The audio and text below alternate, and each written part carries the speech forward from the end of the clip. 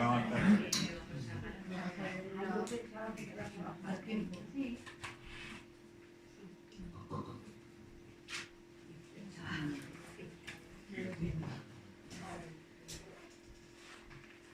Hola, buenos días a todos.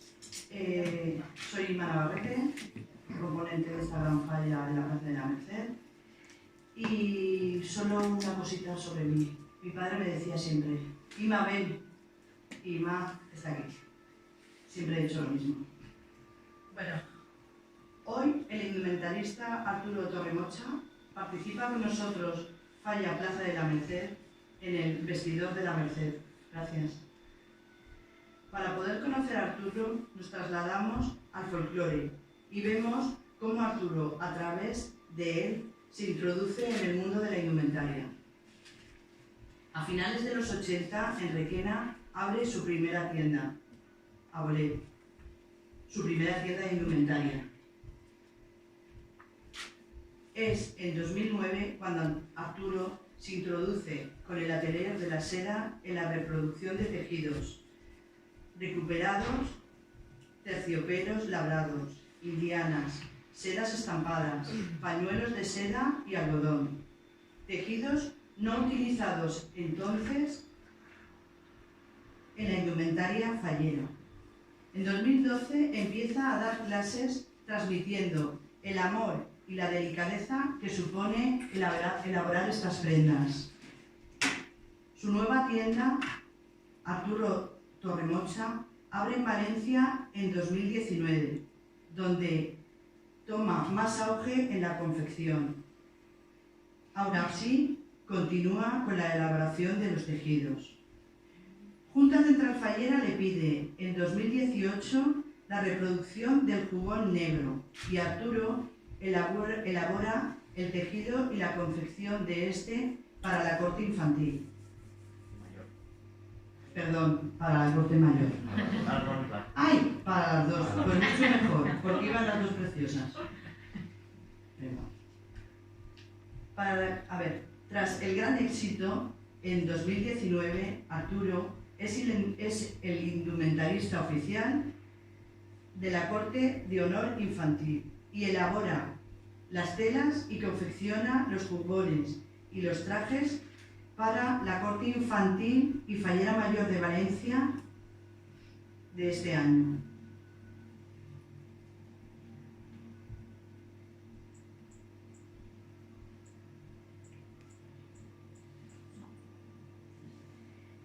El indumentarista Arturo Torremocha nos traslada con su indumentaria a los años de donde se inicia a confeccionar y vestir nuestros antepasados.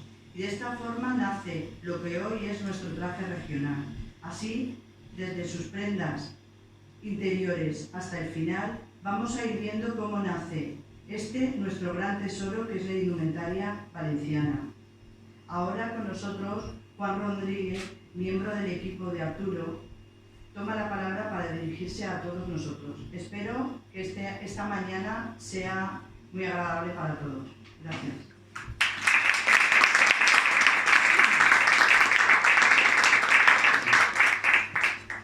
Buenos días a todos y en primer lugar sí que me gustaría agradecer a la Falla Plaza de la Merced, a través de Amparo, pues esta oportunidad, esta invitación que nos habéis hecho para poder transmitiros pues lo que hace más de 30 años se empezó como un hobby en la investigación de todo lo que es la indumentaria popular.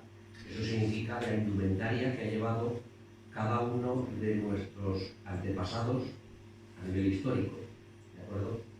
Y además la investigación de los tejidos. Por lo tanto, pues muchísimas gracias por esta oportunidad que nos dais, porque es una forma evidentemente de hacer cultura y de defender lo que es nuestro, que es muy rico y muy interesante.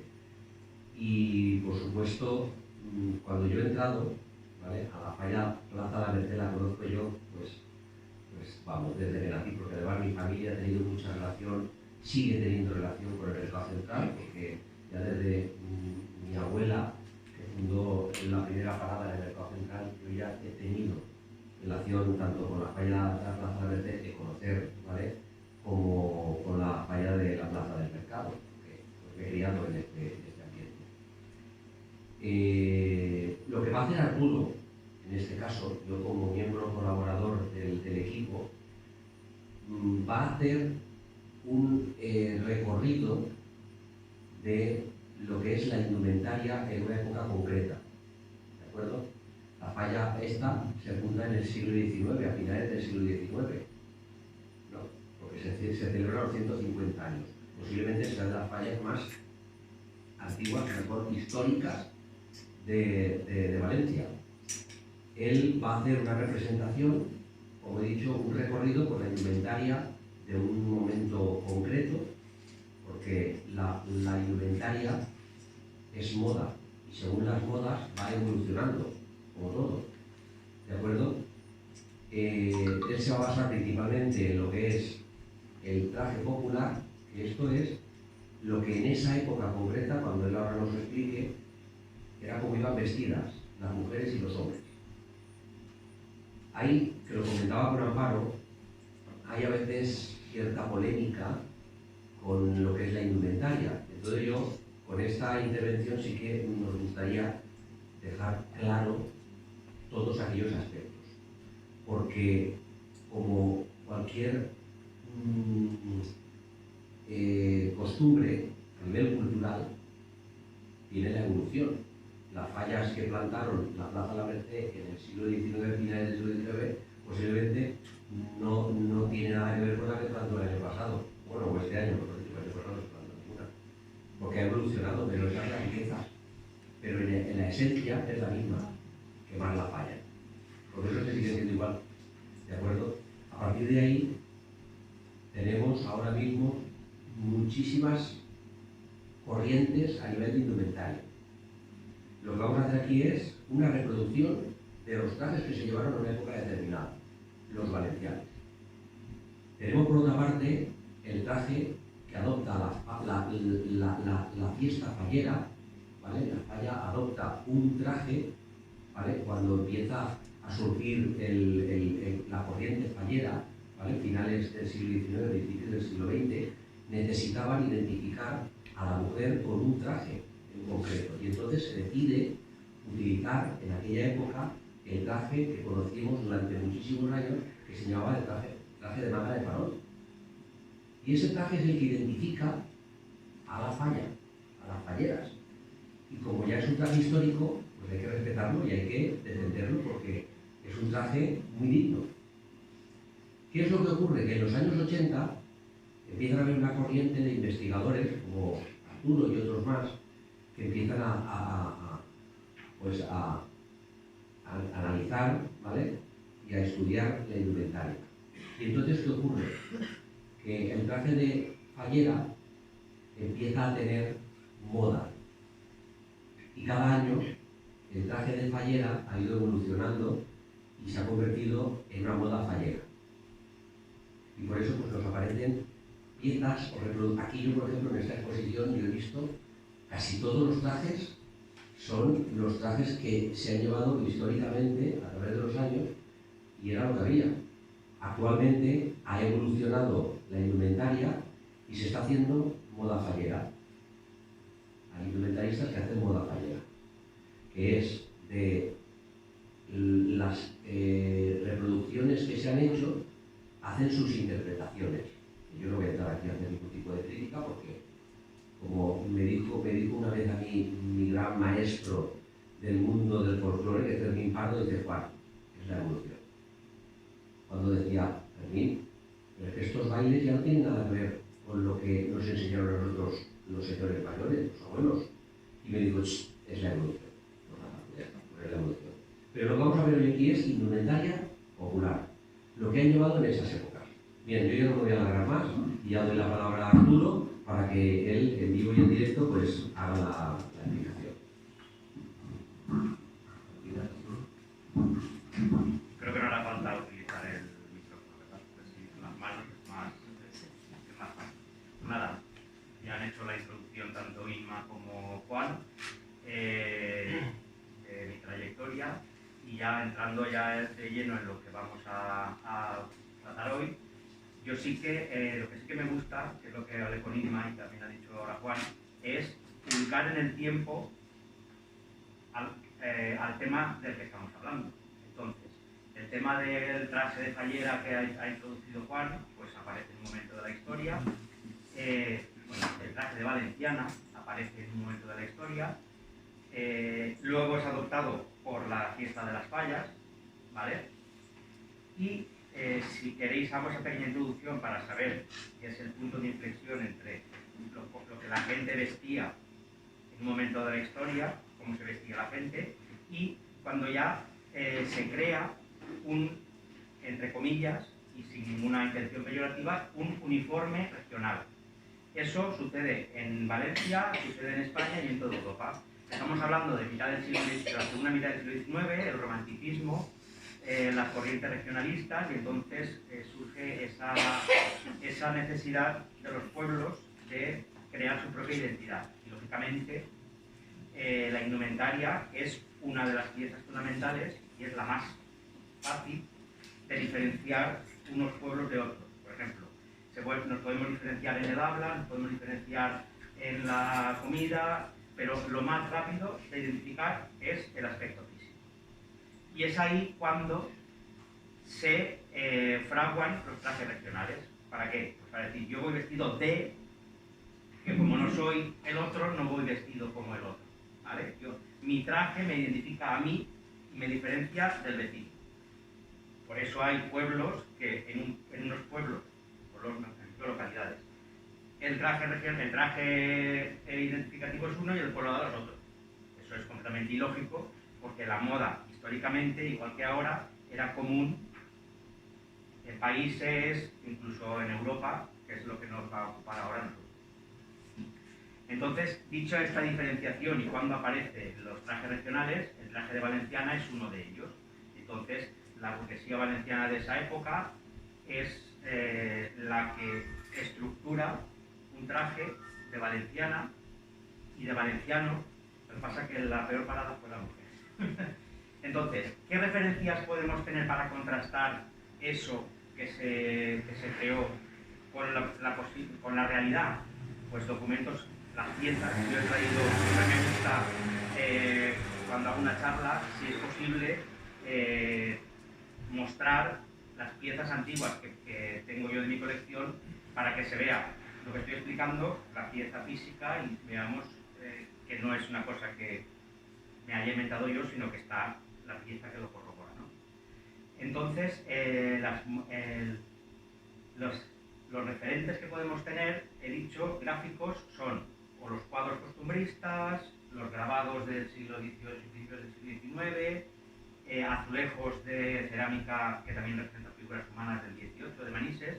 Entonces, si vemos con toda esa información, el traje de valenciana, luego de fallera, no aparece hasta que se crea, porque es un traje que se crea estamos hablando pues eso, en la segunda mitad del siglo, el último tercio del siglo XIX. ¿Cómo se estructura? Pues se utilizan, lo que pretenden en su momento es vestirse como nuestros antepasados, o sea, como sus antepasados. Entonces, lógicamente, estamos hablando de finales del XIX, pues van a las arcas a ver las piezas antiguas y ver y vestirse como se vestían. Entonces, van poniendo piezas y algunas con más suerte y otras con menos. Por ejemplo, el peinado de los tres moños es completamente anacrónico a ese tipo de resto de prendas. Porque el peinado de tres moños es de finales del siglo XIX, que ahí sí que ya hay incluso fotografía, que es mucho más reciente, y podemos contrastar y ver cómo iban las mujeres vestidas. Una muestra muy importante, que a mí me gusta siempre decir, es los cuadros costumbristas, que siempre nos fijamos en los cuadros de Sorolla, de Ferrandis y tal, para ver cómo vestían los hombres y las mujeres. Hay que tener en cuenta que los cuadros costumbristas, como define la palabra, definen escenas costumbristas, no definen la realidad. ¿Cómo lo explico yo para que me entendáis rápidamente? Sorolla, por ejemplo. Sorolla pintaba los cuadros costumbristas, las mujeres, los hombres tocando, bailando, con una indumentaria, ¿vale? la alquería, en la ermita, ¿vale? Y llevan una ropa. Pero luego pinta a su hija y a su mujer, que son de la misma época, ¿no? Porque están pintados de la misma época, y ya llevan otra indumentaria, van vestidas de manera diferente. Y luego pinta, que me viene muy bien, el cuadro de las mujeres vendiendo pescado o comprando, y llevan otro tipo de ropa. Entonces, ¿qué es? ¿Que iban vestidas de tres maneras diferentes? No. La clase popular iba vestida como van estas señoras, o el señor que está detrás. La clase alta, que serían su mujer y su hija, van vestidas pues, con las pintas del jardín, con otro tipo de otra moda de una clase superior. Y luego los cuadros costumbristas, que están vestidos las personas que aparecen en ellos para pintar el cuadro, y intentan hacer una representación utilizando ese traje ya que se estaba fraguando como traje representativo de los valencianos. Luego hay una evolución, lógicamente, y de esos cuadros que pinta Sorolla, ya lo que se solidifica en el traje es, como ha dicho Juan antes, es el corpiño de manga de farol, los moños, la falda y lo que conocemos como traje de fallera de manga de farol, hasta que aparece otra corriente. En el caso del hombre, sí que esa desvirtuación fue mucho más... Es bastante fiable lo que se ve en esos cuadros costumbristas, al contrario que lo de la mujer. Entonces, si ya sabemos que el traje que hemos conocido hasta ahora, aparece en un momento de la historia, y cuál es la causa, en lo que esa teoría se ha basado es lo que sería lo real, que es lo que yo voy a transmitir hoy aquí para que tengáis el conocimiento. Yo no digo que lo que yo voy a explicar tenga que ser, no tenga que ser, es lo correcto, es lo correcto, no. Eso es, entre comillas, podemos decir, científico, y luego al que le guste que se vista así y al que no. Hay otras opciones que son completamente lícitas. Lo que sí que me gusta a mí es transmitir esa actividad didáctica de transmitir la información, porque sin información no hay criterio para poder elegir y poder decidir ni saber qué es lo que realmente queremos. ¿Vale? Yo he preferido, porque claro, si ya nos vamos, dejamos de un lado el traje regional y nos vamos a la indumentaria o a la ropa, cómo se vestía la gente, podríamos remontarnos a la época de Isabel la Católica, que la gente también iba vestida, ¿no? Iba vestida con la moda de la época y con unas prendas, con unos patronajes, con unas estructuras y demás. Dentro del traje regional no nos podemos ir tan para atrás porque sería anacrónico. Entonces hay que ir a lo inmediatamente anterior a cuando aparecen, y yo siempre prefiero coger entre el primer tercio del siglo XIX, hablando para las fallas, porque luego la indumentaria sigue, porque podríamos hablar de la indumentaria cómo se vestía la gente cuando se fundó esta falla, por ejemplo, que hay documento gráfico, y entonces esa sería la moda de cómo se vestía la gente en ese momento. Para la fiesta siempre se coge desde mitad del siglo XIX hasta principios del XVIII. Ese es el periodo de tiempo en el que se mueve el traje regional que hoy en día se luce en la fiesta. Yo me he ido al primer tercio del siglo XIX, después de la Guerra de la Independencia, porque la moda del XVIII se mantiene hasta la Guerra de la Independencia con los franceses. Ese punto de inflexión es cuando se produce un cambio con la liberación de la moda francesa, se produce un cambio en la moda y ya entra, digamos, la corriente siguiente, que lógicamente viene de las clases altas y del extranjero, y cambia completamente o bastante la estructura de la ropa.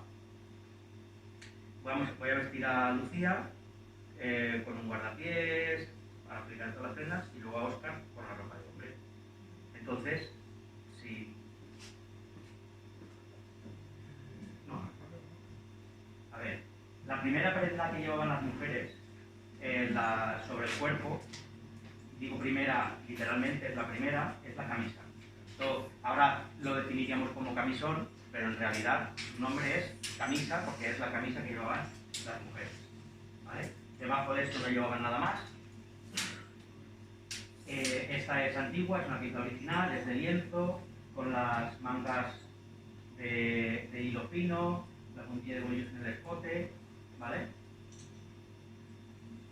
Como ya lo lleva puesto, voy a pasar a explicarlo también.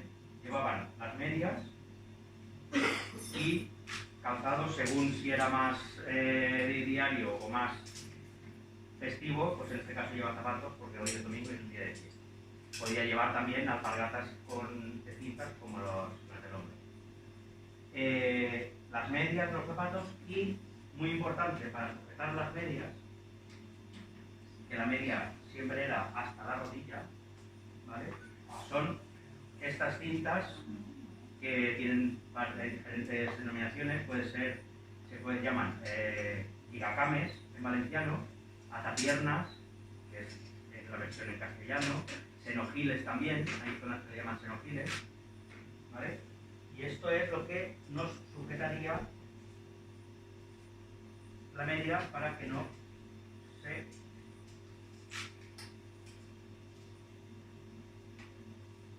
la evolución del senogiro de la tapiedra lo llega a caber, es luego lo que aparece como las ligas, ¿vale? Los ligueros y todo lo que evolucionó, claro. Luego apareció el panty, con las medias.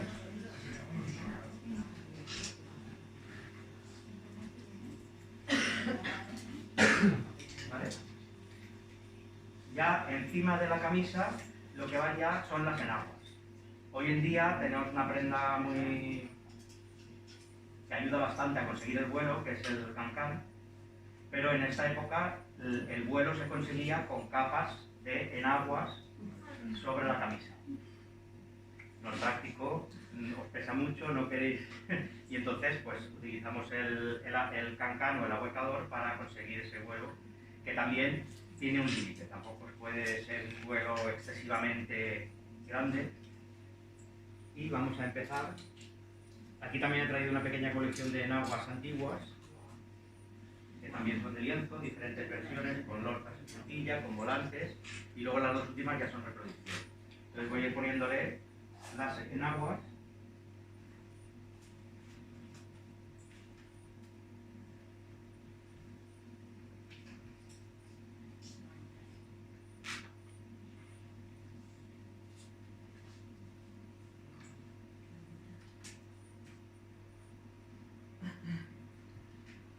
Una de las comarcas donde más se ha conservado la ropa antigua, por la poca evolución industrial que ha tenido, es la comarca de los Serranos, comarca que yo conozco mucho porque mi familia es de allí, de Tueja. Y allí encontramos todavía muchísimas casas que conservan, pero arcas y baúles enteros llenos de las ropas que han ido heredando a través de los años, porque las ropas, ahora no, porque ahora hemos evolucionado. Yo como siempre me digo, ejemplo, yo en la época de mi abuela tenía un huevo de madera donde surcían los calcetines. Ahora los calcetines se rompen y se tiran. Entonces la ropa, igual que las joyas, igual que otros elementos, se heredaban. ¿Sí? Y de hecho hay muchas piezas y donde más nosotros hemos obtenido muchísima información es precisamente de esta zona de la comarca de los Serranos, que todavía yo recuerdo, soy yo pequeñito, y en Tueja yo he visto vestir a señoras mayores todavía con sayas largas. En los años 70 yo he visto vestir, y había una señora que le llamaban Sara, que recuerdo que decían que llevaba 12 enaguas. 12. Solo recuerdo yo que además a mi abuela se lo he preguntado muchas veces. Por lo tanto, si veis que está poniendo y poniendo en agua, pues es porque en esa época el vestir, la moda, el volumen que tenía que tener la mujer era ese.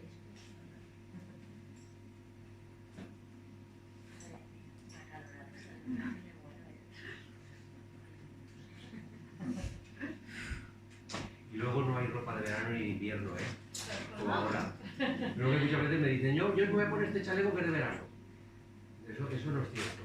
la gente no tenía ropa de verano y invierno, sino que si tenían frío se ponían para abrigarse y si no, pues no se ponían tanto. Pero si ya ponen las 8 faldas, quiero decir. Sí, sí, si era moda, si era el volumen de esa época, sí. Sí. A ver, los árabes para cubrirse del calor se ponen más ropa. Claro, los tuareg que están por ahí por los desiertos, para protegerse del calor se ponen más ropa.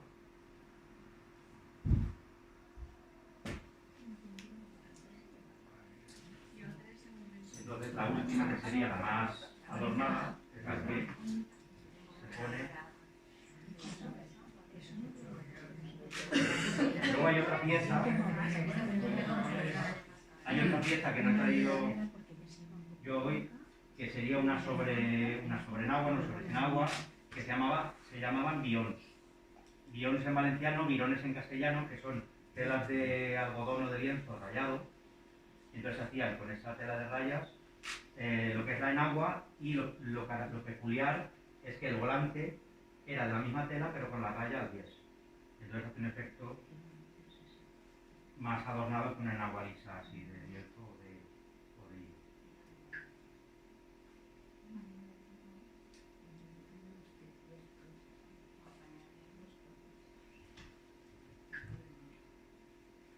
Solían ir bordadas con las iniciales.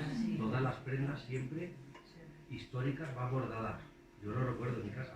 Los pañuelos de mi abuelo, las camisas, siempre todo lo ha bordado. Como veis, ya tiene un vuelo. ¿Qué hace las enaguas? Pues le dan un vuelo de volumen, porque la moda en esta época es la cintura muy estrecha y luego mucha, desde la cintura para abajo, con mucho vuelo. Las faldas, las enaguas lo que hacen es que la falda tenga un movimiento y no sea como ahora con el cancán, que El movimiento es muchísimo más bonito. Pero bueno. Hay una pieza que tiene su lógica, porque ahora lo que hacen en muchos aspectos es, muchas confecciones es a la enagua ponerle bolsillo. Yo nunca jamás en la vida, y he visto miles de enaguas, he visto una enagua con bolsillo. Hay una pieza que le llaman la faltriquera, que es el bolsillo que tenía la mujer para guardarle las cosas. Es una pieza... Se nos ha olvidado, ¿verdad? Sí, no me acuerdo. Es una pieza, no va pegada a la enagua, sino que va con una veta atada a la cintura. Se colocaría más o menos aquí, que ahora veremos que es donde queda la abertura del guardapiés, o aquí o en las dos partes, y es un rectángulo con una abertura aquí, y eso es lo que hace de bolsillo. Yo me compré uno ayer. Compré uno ayer. Una faltriquera. Sí. Ahora ya lleva todas las enaguas que tocarían hoy, y la siguiente prenda que vamos a poner es el guardapiés. El guardapiés es como se denominaban las faldas en esta época.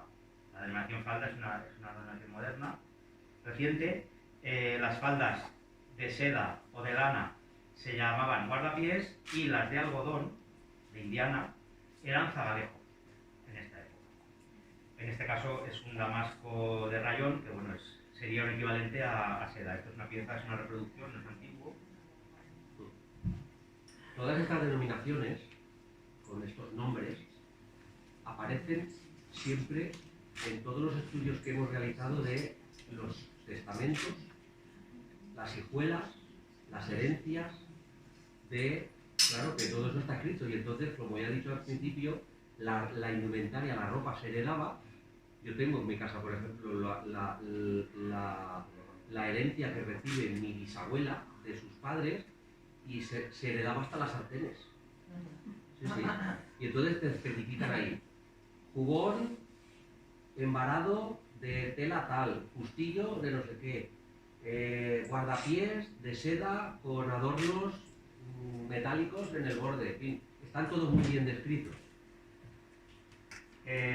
Iba a poner el guardapiés, pero acabo de caer en la cuenta que había pensado poner el jubón por dentro de la falda, que sería la transición de la moda, porque los jubones llevaban las almenas por fuera hasta un momento de la historia que deja de estar bien visto, y entonces ya se introducen por dentro de la falda.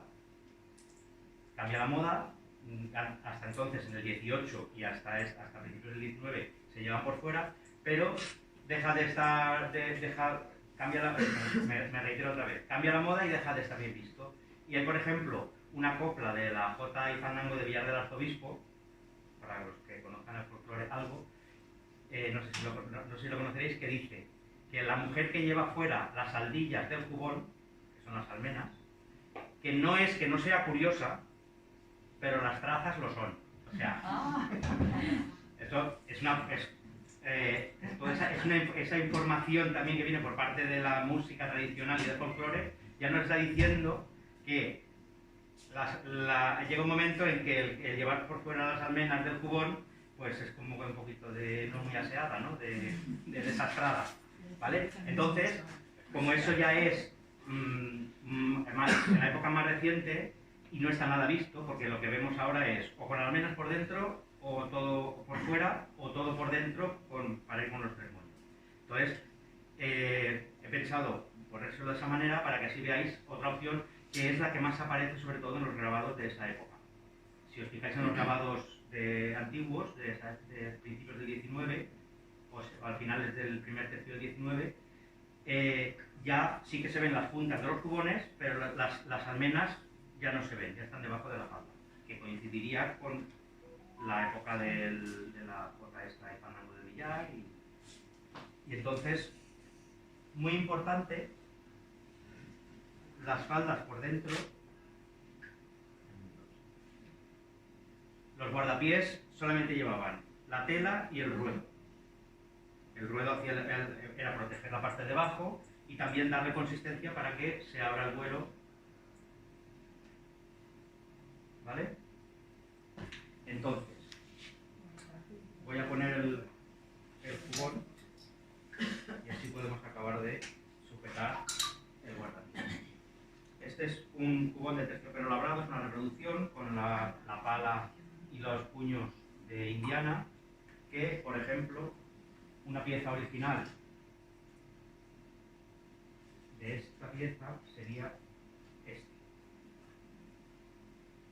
Esta es una pieza original. Este pobre, lo que pasa es que, claro, la reutilización de estas prendas la podemos imaginar.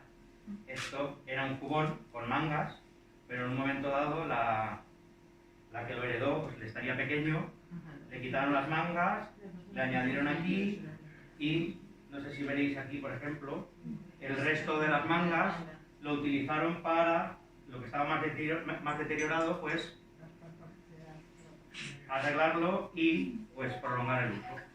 ¿Veis que se nota ahí la diferencia? Pues esta pieza, si lo estudiáramos más detenidamente, veríais que es parte de las mangas. Entonces, originariamente esto era un cuerpo con las mangas del mismo texto. ¿Vale? El patronaje, la confección. Entonces, si lo que queremos es reproducir la indumentaria antigua, pues en esto es en lo que nos tenemos que basar. Esto nos da la información de cómo era el tejido, cómo es el patronaje, cómo está cosido, porque en esta época no se cosía como se cose hoy en día, o sea, la técnica de coser.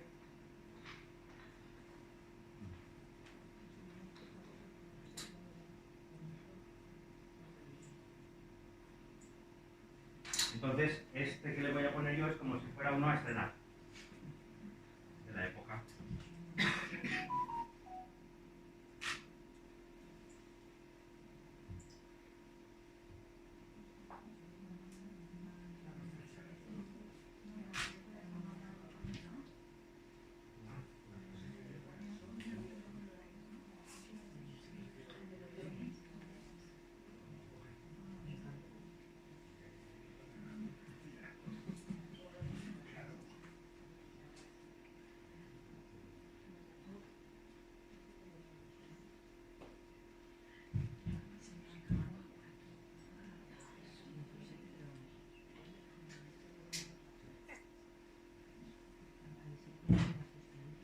Entonces, si lo vamos a poner por dentro, primero deberíamos poner el jubón antes de guardapiés.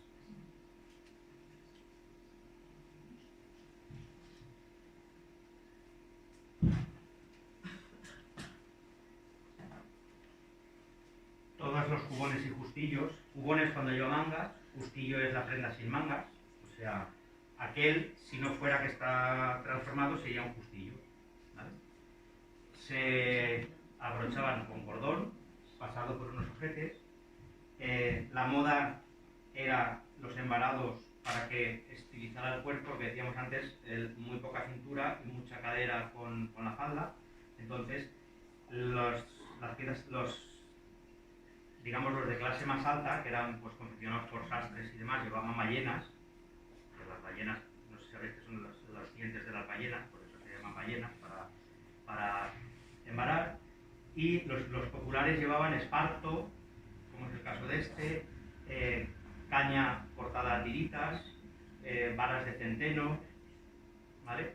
Y la pieza de delante, la cabera, que es la primera vara y es más gruesa, que es la que va al centro, esa era de los pies de madera de olivo. O sea, a los olivos le salen a la parte de abajo le salen unas varas que son muy rectas, y entonces con eso es con lo que hacían la cabera, que esto se llama la cabera, que es la primera vara. Entonces se abrocha.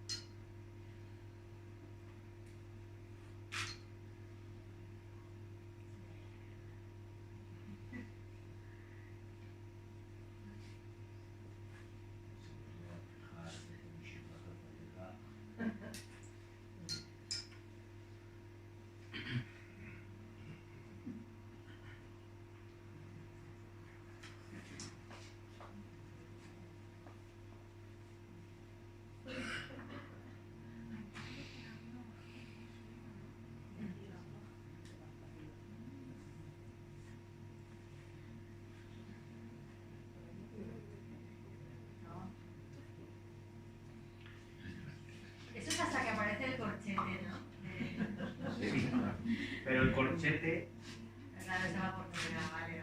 claro, el corchete en la ropa aparece ya a finales del siglo XIX,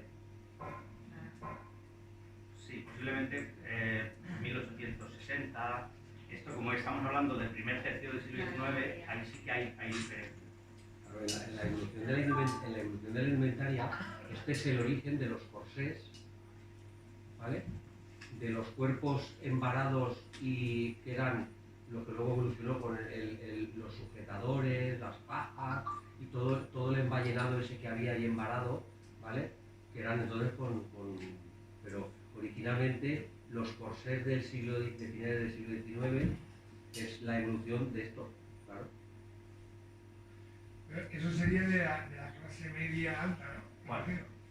No, las mujeres ¿Esto? populares iban No. vestidas. ¿Las mujeres populares solo se podían poner eso? Sí. Sí, claro. Sí. Con otro tipo de tela, pero iban embaradas. Sí, porque está coronado delante. Hay piezas así que van acordonadas detrás, y eso es evidente que es de clase alta, porque tenía la señorita que la vestía, evidentemente. Claro, sí. ¿Os acordáis de la película de los gobiernos se llevó cuando están estirándole y las citas carlatas estirándole? Pues eso ya es la evolución eso es un corsé. Está ya con todos los elementos. Por ejemplo, lo que os ha enseñado Arturo hace un momento, el jubón, ese justillo transformado, ese es de mi familia, de Entueja. Y mi familia toda la vida han sido labradores. Se han dedicado toda la vida, ¿vale? Hasta que mi abuela deja de dedicarse, todos mis antepasados han sido labradores. Por lo tanto, era una pieza normal para ir a trabajar y para... No, toda la ropa que tanto del hombre como de la mujer es de una clase normal, media normal. Tampoco los más pobres que irían con la ropa que tuvieran, pero...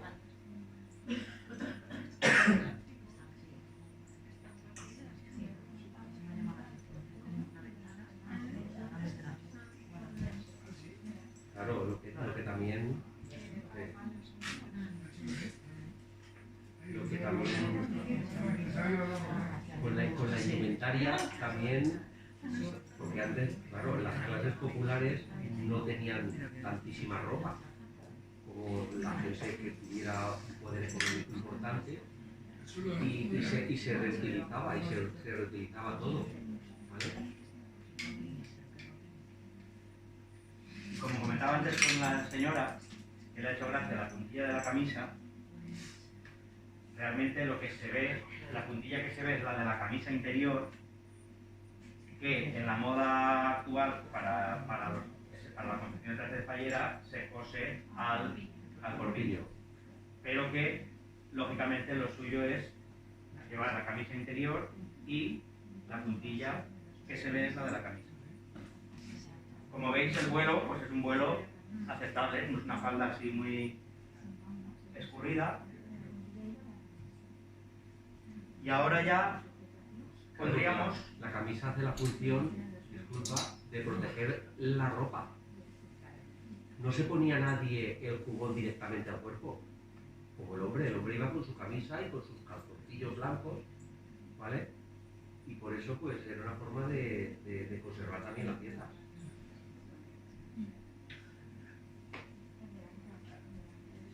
Y ahora ya lo que el complemento para lo que es el traje sería el delantal y el pañuelo de hombros. ¿Vale? Que ahora se hace como conjunto de dos piezas, pero en esta época eran piezas separadas. El delantal podía ser con un dibujo y el pañuelo de otro, porque eran dos piezas que no hacían juego. Es cuando aparece la moda del traje de fallera, cuando ya se empieza a confeccionar piezas, el conjunto, para que sirva todo el conjunto completo para el traje.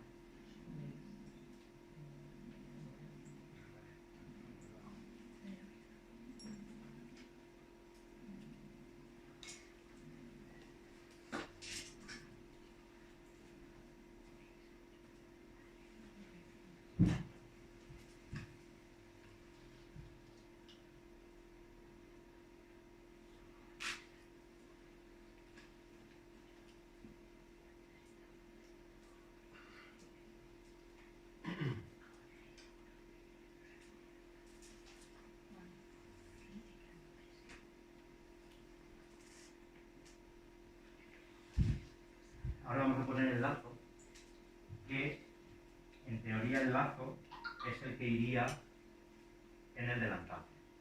Ahora lo tenemos separado porque así te puedes poner un delantal con otra falda y cambiar el color del lazo.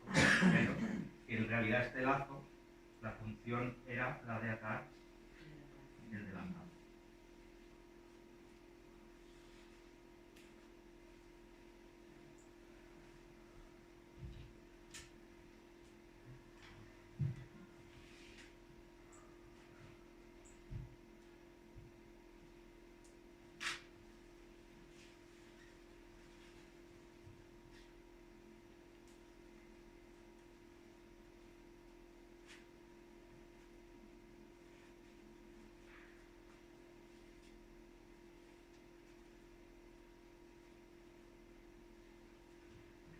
Y ya nos quedaría el pañuelo de hombros. ¿Me puedes volver hacia atrás, por favor? Gracias.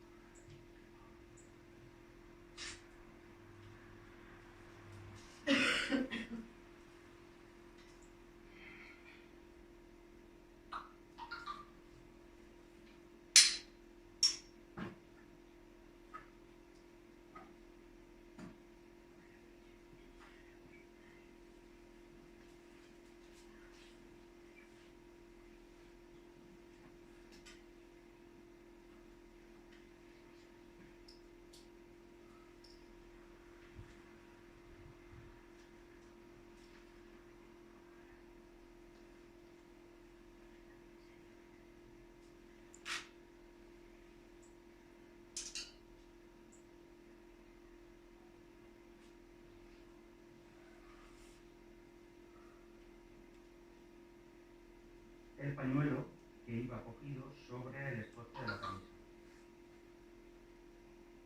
no sobre el jubono o justillo, porque generalmente ahora no los hacemos tan escotados, pero todos los antiguos tienen mucho, el escote es muy bajo y entonces no es lógico clavar el pañuelo aquí que luego salga porque no queda bien. Lo clavaban sobre la camisa. El pañuelo tenía su función en esa época, evidentemente, era tapar. Dicen en los artículos y en los comentarios que hemos leído que todas las mujeres obligatoriamente tenían que salir a la calle con pañuelo. Solo las que no salían con pañuelo eran las prostitutas. Formas de colocar el pañuelo, pues hay documentos gráficos de varias formas de colocar el pañuelo. El más conocido para nosotros sería el cruzado.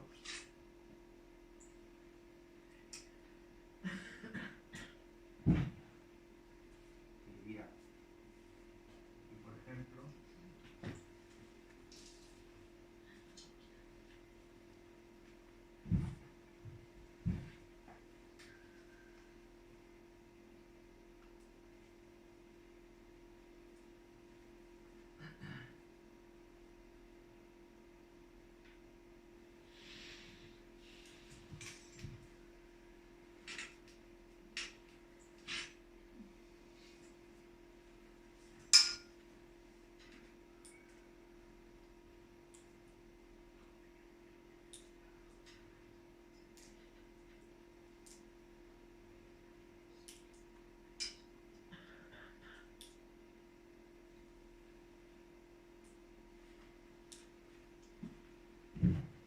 ¿Vale?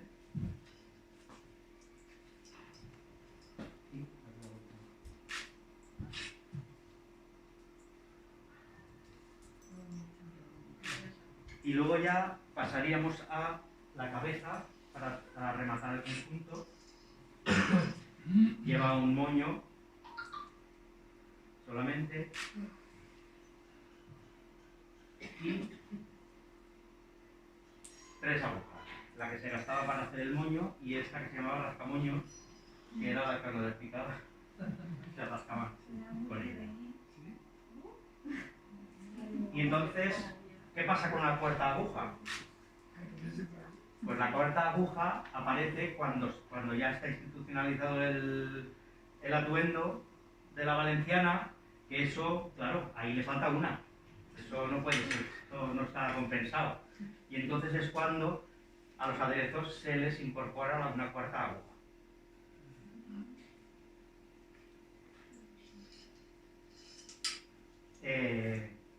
Una sola peineta, evidentemente, que en este caso es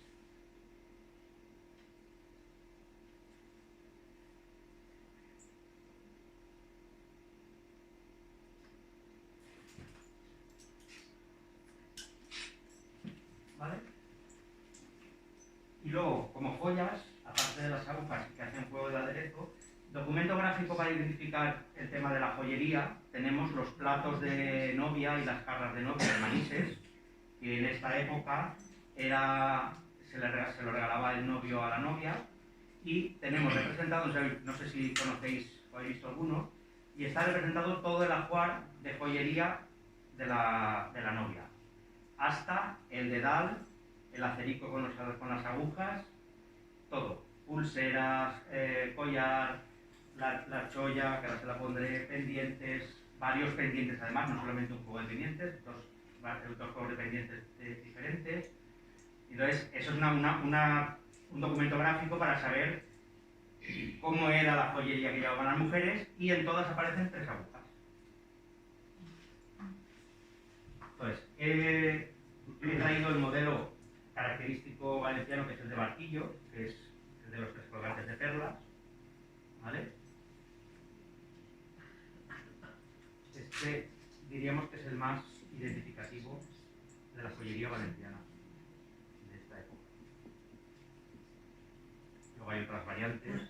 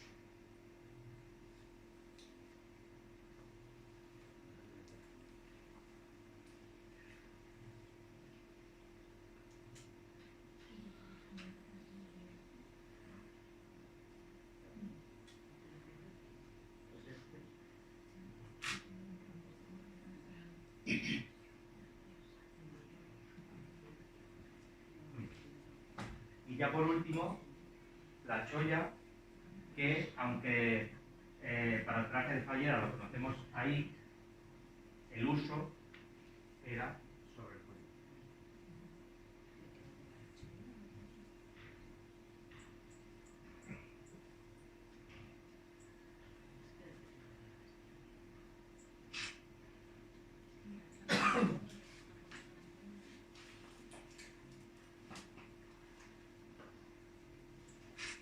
Y ya tendríamos a Lucía vestida como podemos encontrar en los grabados o en la cerámica a una mujer de esta época vestida.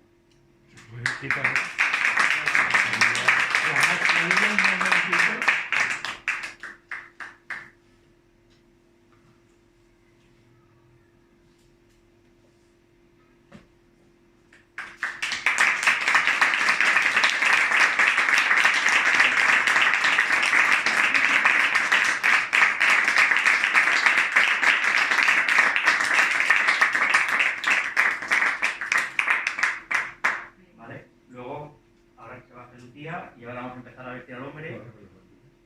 Luego ya cuando estén los dos vestidos es explicar diferentes formas de colocar las mantillas, explicar cuáles son las mantillas tradicionales. Ahora ya te la puedes poner.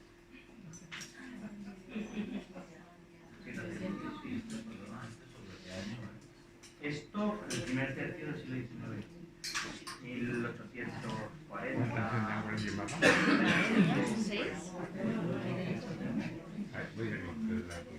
Y ahora, el hombre, pues empezamos también como la mujer.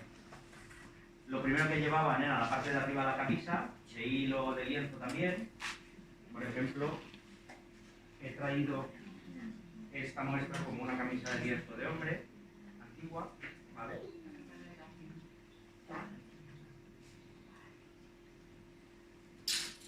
Y el hombre debajo llevaba el calzoncillo, que es otra pieza. Aquí tengo otro también antiguo.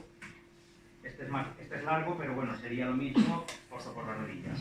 También de lienzo. Tiene la misma estructura del calzón que luego le pondremos, las mismas piezas, pero es de lienzo y es la pieza del calzoncillo interior. ¿Vale? Cuando llevaran Saraway, que sería otra opción para haber vestido al hombre, solamente llevaban el Saraway, que era de lienzo blanco, y nada más. Al igual que debajo de esto tampoco llevaban nada más. O sea, esto es la primera prenda. Como en el caso de la mujer también, medias,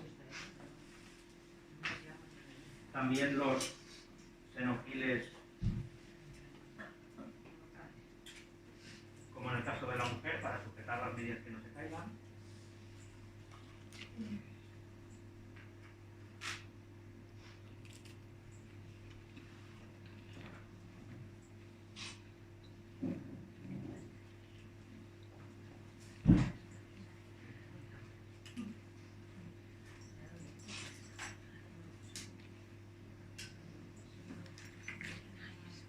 ¿Preguntas, Amparo, 2 vueltas?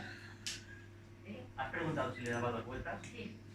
Eso depende del largo. Si fueran muy largos, entonces sí que lo pones así y entonces lo atas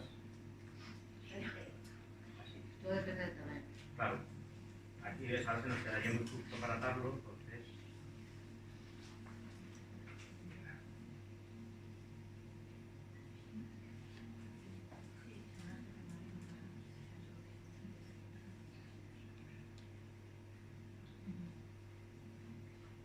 Luego el calzoncillo también va sujeto ahí con un cordón.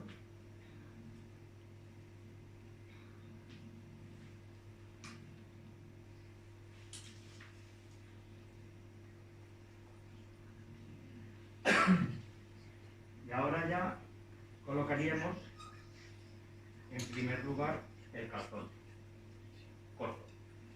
Calzón es el pantalón. En esta época la moda todavía es corto. Luego ya cuando aparece el calzón largo, la estructura es la misma, pero es largo hasta el tobillo. Eso ya es el último tercio del siglo XIX cuando empieza a aparecer el calzón largo.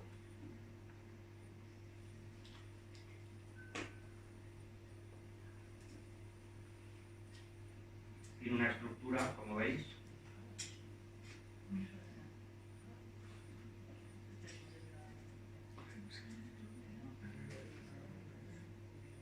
¿Vale?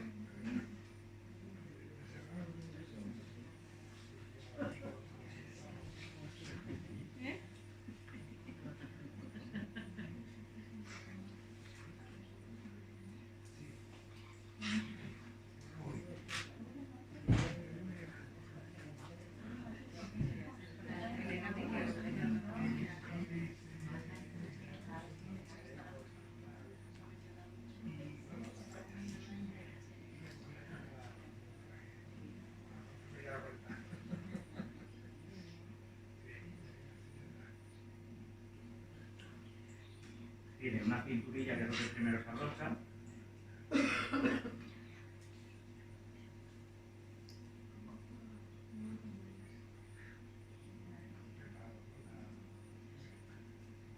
Y luego la tapa.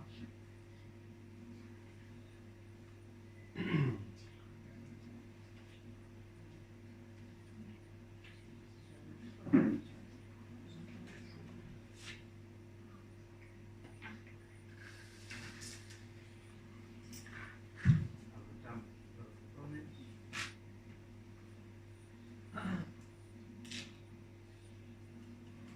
Y volvemos a atar. Al igual que la mujer ata sobre la cintura muchas piezas, en el caso del hombre se lo lleva la rodilla.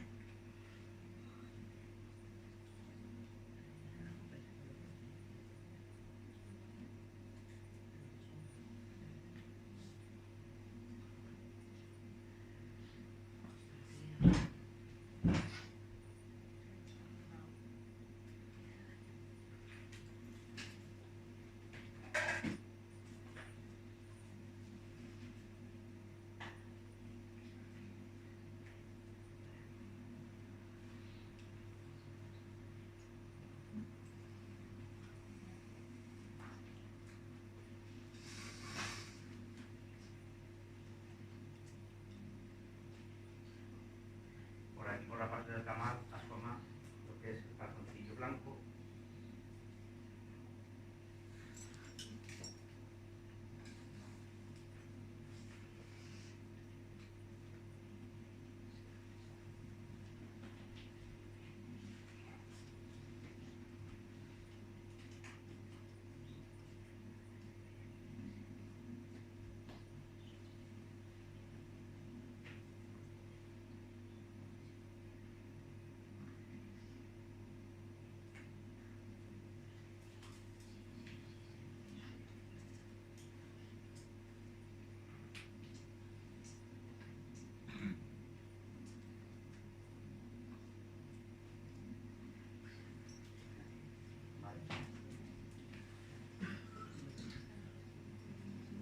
Y como muestra de una pieza original del calzón,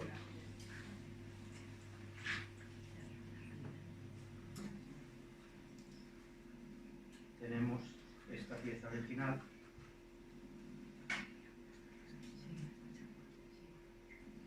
Sí, está muy deteriorado, pero la suerte es que nos ha llegado como documento para poder decir cómo era un calzón o una chupa. ¿Veis? Tiene la estructura como el que le acabo de poner.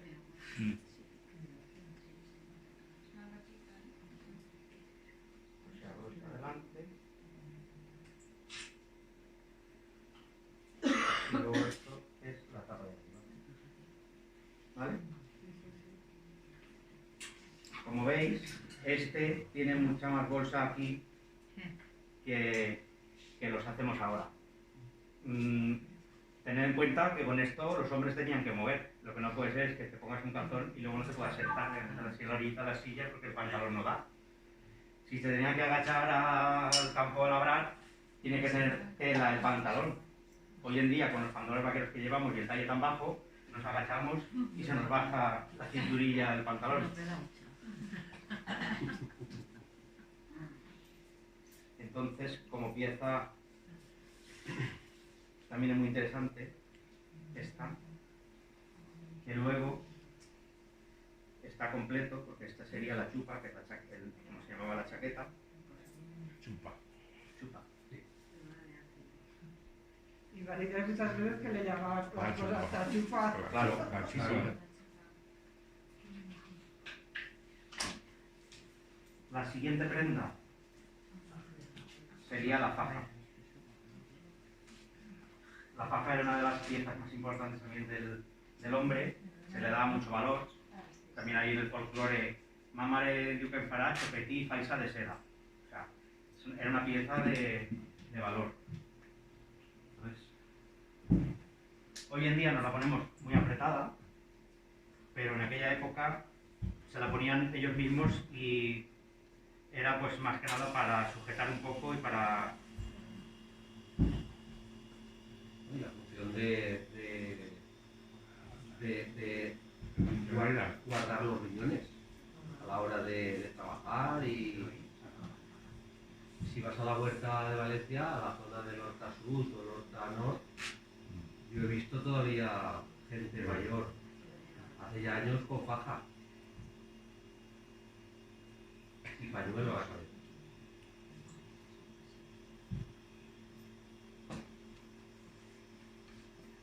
La camisa, para abrocharse, lleva como si fuera un gemelo que se llamaba abrocho. Que son dos botones de moneda, dos monedas o dos piezas unidas por una anilla, y eso era para cerrar la camisa y se llamaba abrocho. Ahora pasaríamos al chaleco o chopetín, que en este caso es otra revolución de terciopelo labrado.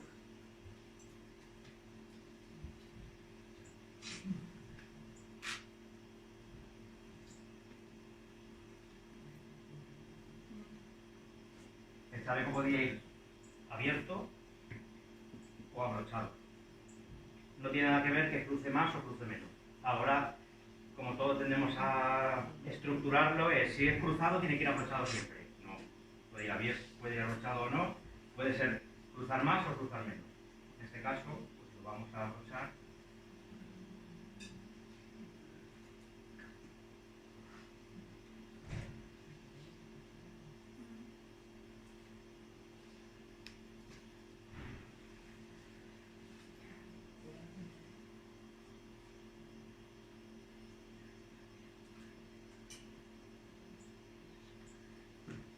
Y como muestra de chaleco antiguo de ese tipo, he traído este, que el dibujo se ve debajo de la flor. Entonces la estructura es la misma. Lo único es la variante que habían, que los ponían un algodón estampado detrás, habían todos de la misma tela o con la espalda de un algodón estampado, un percal, que se llamaba, como es el caso de este.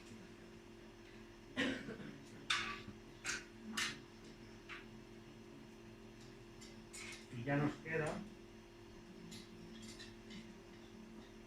la chupa, que ya la he enseñado antes.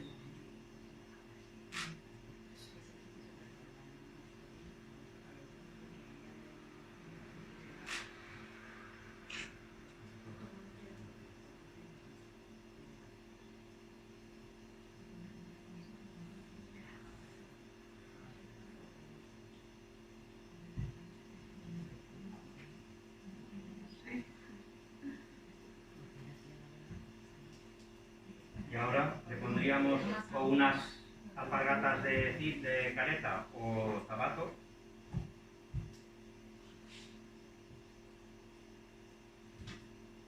Y tendríamos vestido al hombre de la misma época que la mujer antes. Voy a poner el pañuelo. La faja por fuera, faja por dentro, Por fuera del chaleco o por dentro. de chuperí, De las dos maneras es correcto. a gusto, ¿no? Sí. Es correcto chopetí por dentro, es correcto chopetí por fuera. Entonces, voy a poner el pañuelo. Sí, porque hay gente que no tiene duda.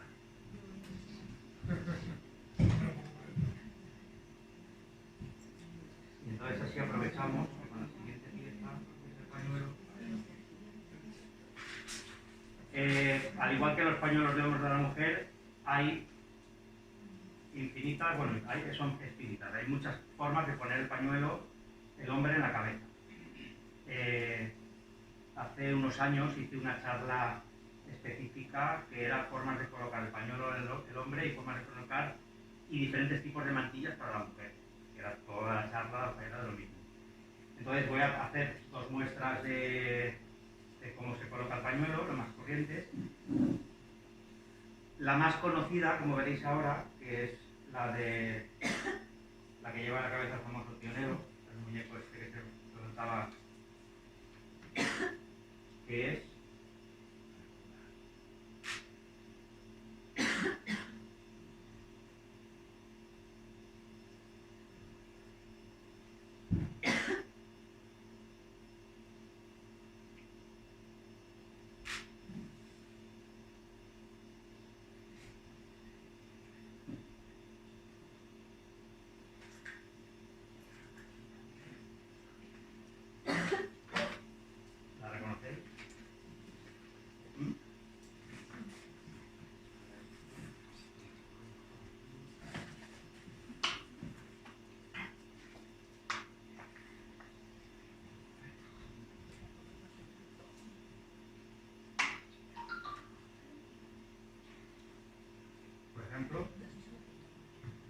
y si le ponemos el sombrero, ya lo tendríamos.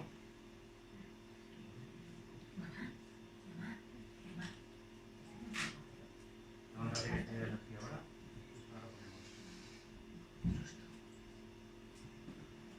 Y ya tendríamos al hombre. Luego habría complementos, como podría llevar una manta. ¿Vale?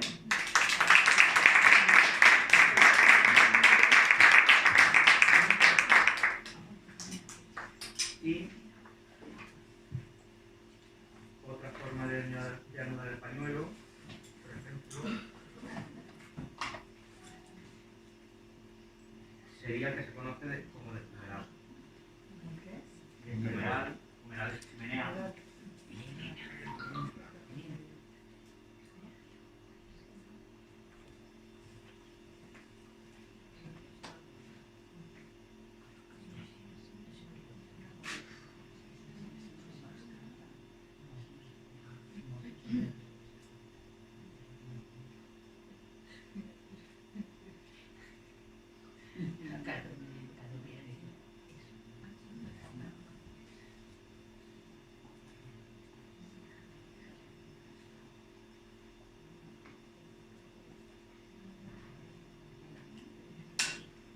Que se utilizaban pañuelos, era muy normal que se supiera que según cómo llevaba puesto el pañuelo se sabía de dónde era. Por ejemplo, en la zona de la huerta lo llevaba colocado de una manera como lo acaba de poner Arturo, ¿vale? En otras comarcas pues, se identificaban y se sabía de dónde era.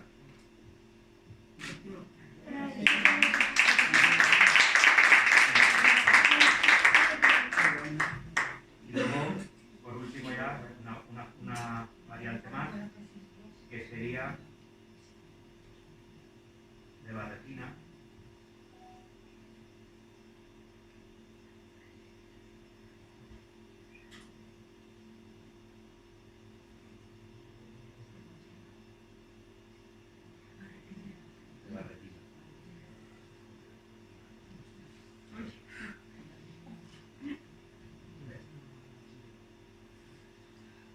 Se identifica mucho con el tocado de hombres catalán, pero no es así. O sea, aquí se ha denominado así, de barretina.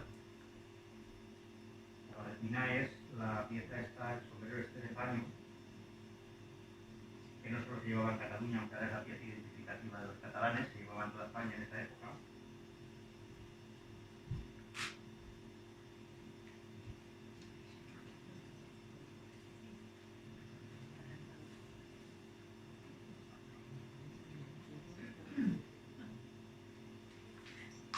Como veis, son formas de poner pañuelo que no tienen dificultad.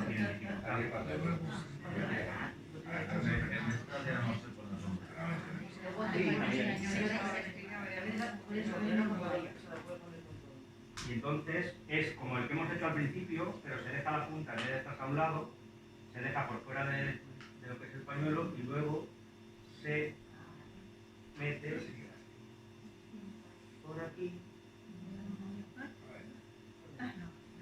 Y ahora se te pone aquí de pie de lado, ahora de cara.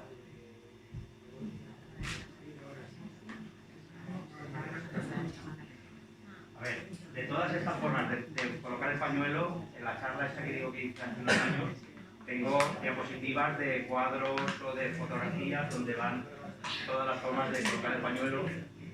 Pues la documentación, igual que hemos hablado antes del cuadro de Sorolla, pues hay cuadros o fotografías o azulejos donde se ve cómo va colocado el pañuelo. Y por el sombrero, iría igual.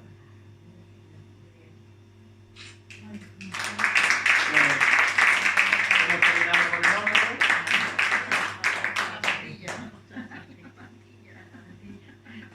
Muchas gracias a Óscar. Y ahora, si queréis, tipos de mantillas. La mantilla española, que es la de encaje cuadrada muy grande, que es la que se ha conocido, la que se ha llevado hasta que han aparecido otros tipos de mantillas, esa es una mantilla reciente. Digamos que la pieza antigua equivalente de esa mantilla es una mantilla de toalla de encaje, que es del mismo material, una mantilla de encaje, pero es un rectángulo y no un cuadrado tan grande. Me ha avisado Ima esta mañana, pero no tenía ninguna preparada para traer, entonces he traído una de toalla de batista o de muselina bordada en cadeneta, que la forma de colocarla sería la misma, luego cambias el material. El encaje tiene más caída y esta va a quedar un poquito más. Luego también he traído otra de media luna. Decir que para este traje, para esta época que hemos vestido a Lucía hoy, sería o una de media luna de este tipo. Las de media luna de encaje no existen. Ahora se fabrican, pero eso nunca, no ha aparecido ninguna antigua de encaje de media luna. Hay de paño, de bayeta, de lana, si son para abrigar más, porque la mantilla no era una prenda para ir a misa, ni para actos religiosos como es hoy en día. Eso es ya en el último tercio del siglo XIX o mitad del XIX, cuando la moda cambia y solo se utilizan las mantillas para los actos religiosos. La mantilla en el 18 y hasta mitad del 19 era una prenda de uso de la mujer para salir a la calle. O sea, no era para ir solamente salir al mercado y salían con la mantilla. Entonces, el uso es diferente y la pieza también, por eso hay de lana, porque si en invierno se la ponían de bayeta de lana para que les abrigara más, llevaban la cabeza tapada. Las más habituales para conforme va Lucía serían bordadas en cadeneta o con una cinta de un color, en batista. Luego, una de toalla del mismo tipo, pero veis que es rectangular. La de toalla de encaje sería mismo formato, pero en encaje. Y luego he traído otra variante que también es muy característica, porque fuera de Valencia se le conoce como mantilla valenciana, que es el terno. El terno posiblemente para este traje fuera ya demasiado moderno, no le correspondería mucho, pero para que veáis cómo se coloca, se lo vamos a poner también, que es otra variedad de mantillas que podemos. Entonces, empezamos con la de media luna, por ejemplo. Media luna es porque es un semicírculo. Entonces, sí, quédate ahí mejor. El nombre de media luna es porque es media circunferencia, la parte recta es la que va sobre la frente y la parte curva es la que queda por la espalda. Hay otra, hace ya años apareció otra variante de mantilla que era de 3 picos, que no es una mantilla. Siento desilusionar a alguien, pero no es una mantilla, es un triángulo de encaje. En la misma época que se llevan las mantillas de encaje, que se ponen de moda, los pañuelos, también hay pañuelos de encaje. Mismo formato, y entonces, ¿qué pasa? Pues ¿Por qué ha aparecido la mantilla de tres picos? Pues porque alguien encontraría un pañuelo de esos de encaje y diría, ¿esto qué es? Encaje. Encaje, nosotros gastamos las mantillas. Pues entonces esto es una mantilla, como es un triángulo de tres picos. Error. No hay mantillas de tres picos, son todo pañuelos. Además, es una prenda, las mantillas de encaje y estos chales y pañuelos, es una prenda internacional, ya en esa época, que es la segunda mitad del 19, y aparecen fuera de España pañuelos exactamente iguales. Entonces, como he dicho, la parte recta va sobre la frente y la curva sobre la espalda. Las de Batista no es tan normal. Luego ya la variante que aparece después de estas, que son las negras con una cinta esa de terciopelo, no sé si habéis visto alguna de estas de media luna, que son con dibujo o lisas en negro y luego llevan una cinta esa de terciopelo todo alrededor. Esas llevan en el centro, en la parte recta, una gorrita. Bueno, para allá por el Valle de Las hay algunas que parece que lleven la gorra del macho ahí. Pero generalmente las que aparecen aquí son una bolita chiquitita. No va colgando, sino va cosida hechas con hilos sobre el propio tejido. Y eso es lo que utilizaban las mujeres para, cuando lo hacían así, veían dónde estaba la bolita y sabían que era el centro para colocarse. Y eso se llama la curva. Entonces, teniendo identificado el centro, tufa. Teniendo identificado el centro va sobre el centro de la frente.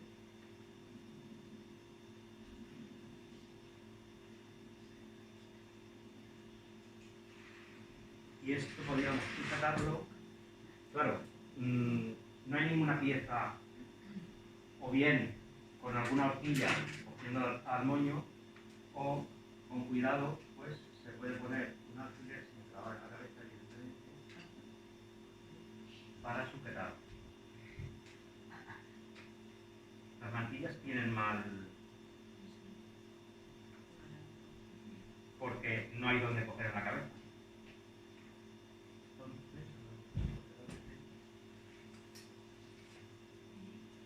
¿Vale? Y así es como saldría esta señora a la calle, al mercado, por ejemplo, con su mantilla. Nunca salían a la calle sin cubrirse.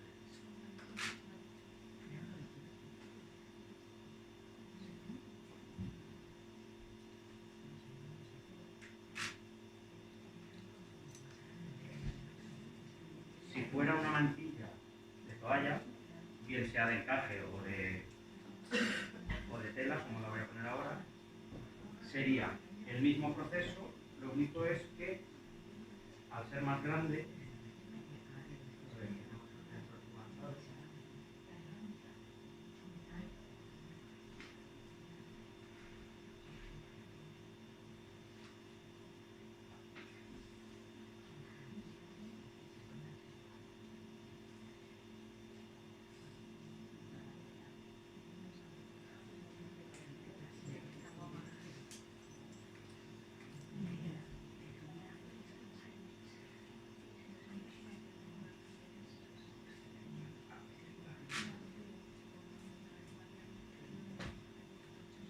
Y era para un día o algo, ¿no? No me voy a posicionar mal con esta mantilla, ¿no? a ver, es que podía ser lo mismo, pero sin bordado, el liso y ya está. Ya, pero por la ¿Por el tamaño? cantidad, sí. No, si te fijas en los grabados, van así, con estas. Además, es que ahora la mantilla no se lleva colgando y ya está. La mantilla se lleva recogida sobre los brazos. Vale.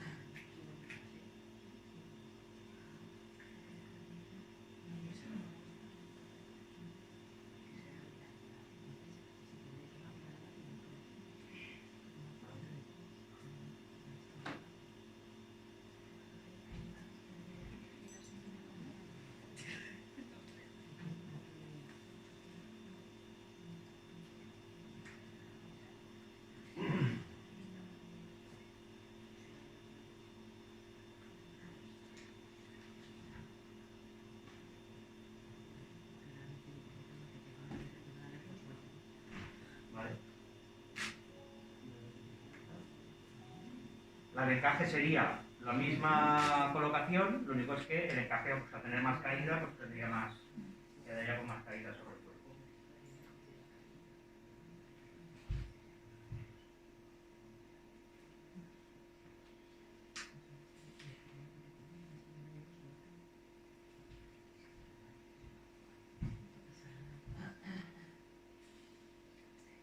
Y el terno,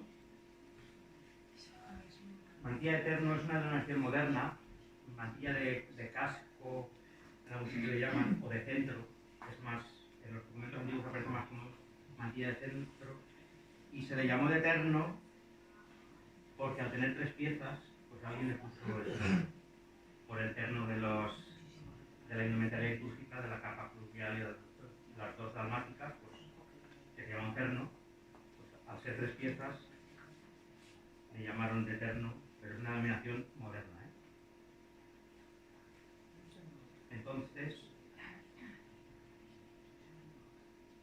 los ternos antiguos, esto es una reproducción, tienen en la parte del centro, en el tejido, una presilla de hilo, que es lo que se sujeta a la parte de arriba del moño.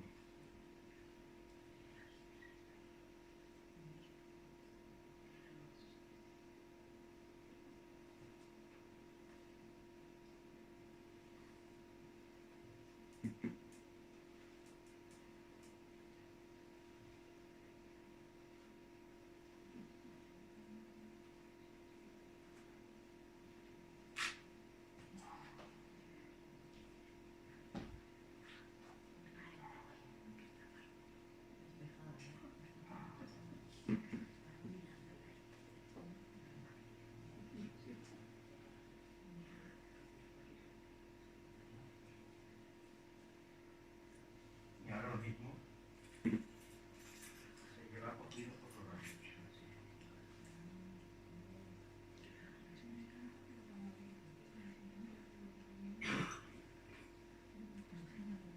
Y esta sería la colocación de una mantilla de terno o de centro.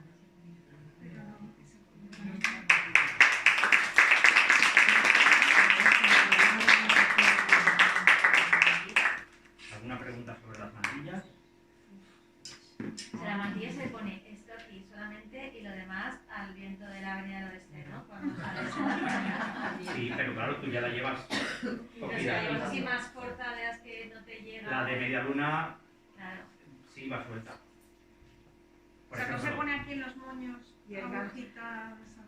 Y la aguja luego ya lo que cada una se ponga para... Porque manual, nos han llegado las piezas, tenemos la documentación gráfica, pero manual de instrucciones de cómo se los colocaban Que y los igual ahí puntos para no. que no se te vuele en fallas que haces que tanto viento, Sí, como te la vas un poco más, puedes ir así. claro. Mira, ¿habéis visto las mallorquinas? El traje tradicional de las mallorquinas que llevan, es una media luna, el... ¿Cómo le llaman? Se llama. Llevan la mantilla y la llevan cogida.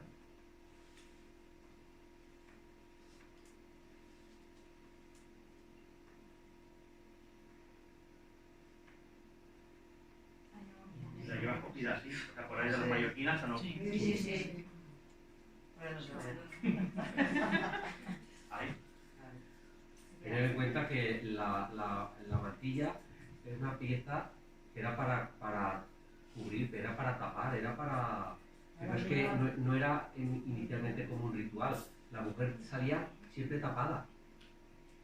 De ahí la historia de los árabes que todavía las mujeres conservan, bueno, lo que ahora llevan con el burka y todo eso, eso ya es una barbaridad.